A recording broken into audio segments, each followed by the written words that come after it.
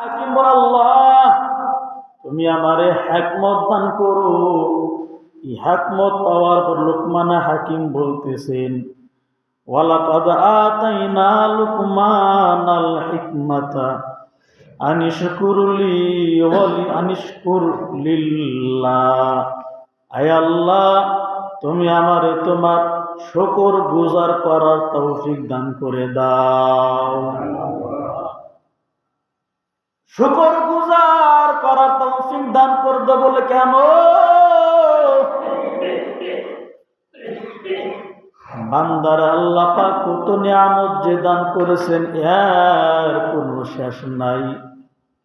এত অসংখ্য নিয়ামত আমার আল্লাহ বান্দাকে দান করেছেন বলে যার কিছু না থাকলেও তারও শুকর করা দরকার। আল্লাহ পাক আমারে বানাইছেন, মুসলমান করে জন্ম দিয়েছেন, ঠিক কেনা বলে?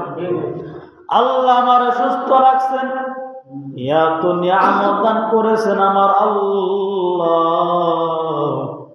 এজন্য বলে লুকমান হাকিম, আল্লাহ তুমি আমারে তোমার শুকর করার তৌফিক দান করে দাও।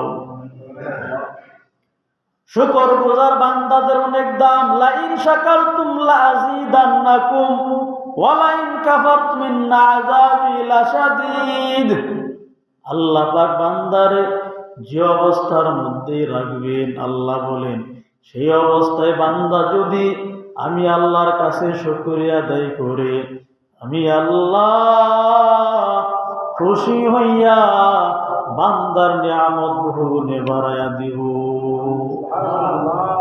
বান্দা যে হালাতের মধ্যে থাকুক না কেন, যে অবস্থার মধ্যে থাকুক না কেন, গরীব অসহায় বান্দা, তার ইলম আমল যোগ্যতা কিছুই নাই, মূর্খ মানুষ হইলেও সে যদি মালিকের কাছে শুকরিয়া আদায় করে, আল্লাহ তুমি আমারে অসংখ্য নিয়ামতের মধ্যে রাখছো বলে বান্দা নিয়ামত শুকর আদায় করলে আল্লাহ পাক বান্দার নিয়ামত বহুগুণে বাড়ায়া দেন।